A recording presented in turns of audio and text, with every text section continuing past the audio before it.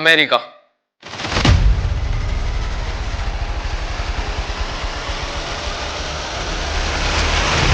दुनिया की सबसे powerful economy, advance medical system, modern lifestyle. लेकिन आज अमेरिका की इन्हीं सड़कों पर कुछ ऐसा चल रहा है जो पूरी दुनिया को हिला कर रख देता है।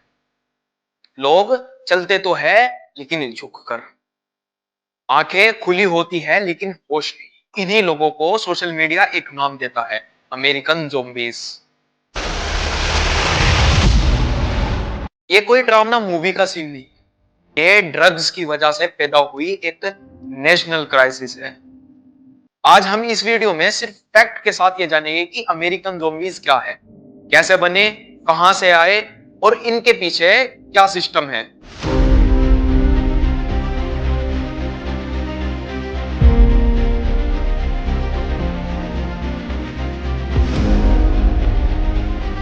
अमेरिकन ज़ॉम्बीज़, यह कोई मेडिकल टर्म नहीं है। यह उन लोगों के लिए यूज होता है जो हैवी ड्रग्स लेने के बाद ज़ॉम्बीज़ जैसा बिहेव करते हैं।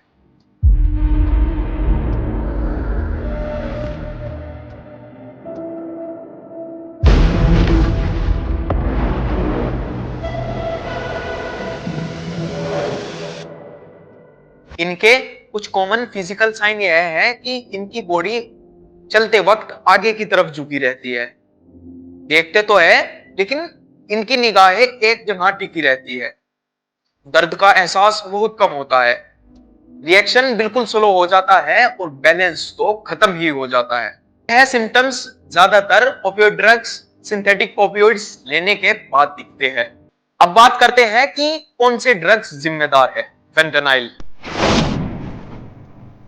फेंटेनाइल वह ड्रग्स है जो मॉर्फिन से 50 से 100 गुना ज्यादा पावरफुल होता है और इसका मेडिकल यूज तब होता है जब किसी व्यक्ति को ज्यादा पेन हो रहा हो। लेकिन इलीगल फेंटेनाइल ने अमेरिका में तबाही मचा रखी है। इसकी बहुत छोटी क्वांटिटी भी लीथल है, सांस लेने की स्पीड को बहुत कम कर देता है, माइंड में ऑक्सीजन सप्लाई नहीं करता और सबसे बड़ी बात, बॉडी कंट्रोल खत्म हो जाता है। फेंटेनाइल लेने के बाद लोग खड़े खड़े फ्रीज हो जाते हैं और यही फ्रीज होने के बाद सोशल मीडिया ने इन्हें ज़ॉम्बी कहा है। दूसरे नंबर पर आता है हीरोइन। हीरोइन एक इलीगल ओपियोइड है जो इंस्टेंट रिलैक्सेशन और यूफोरिया देता है, लेकिन इसका एडिक्शन इतना फास्ट होता है कि एक हफ्ते में ही यह अपना असर दिखाना शुरू कर देता है। तीसरे नंबर पर आता है मेथाम्फेटामाइन, शॉर्ट फॉर्म में इसे मैथ कह देते हैं। मैथ ब्रेन के डोपामाइन सिस्टम को परमानेंटली डिस्टर्ब कर देता है।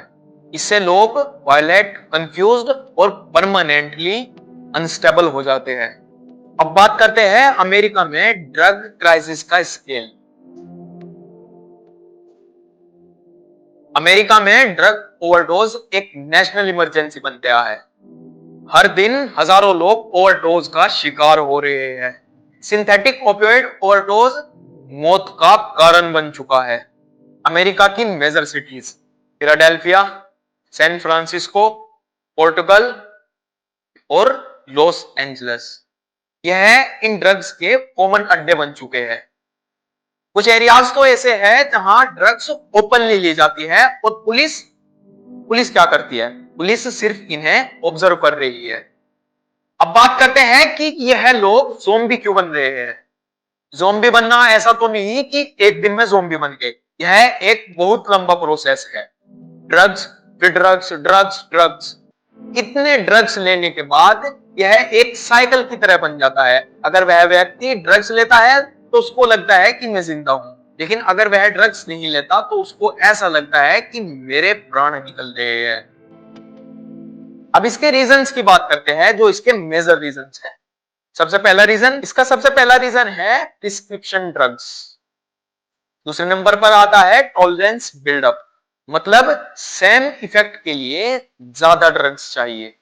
तीसरे नंबर पर आता है विड्रॉल फियर्स, मतलब अगर डोज ना मिले तो इंसान मरने की हालत में आ जाता है और वह एक एक्सट्रीम पेन से जूझता है, ऐसा असहनीय दर्द जो इंसान को खा कर रहता है।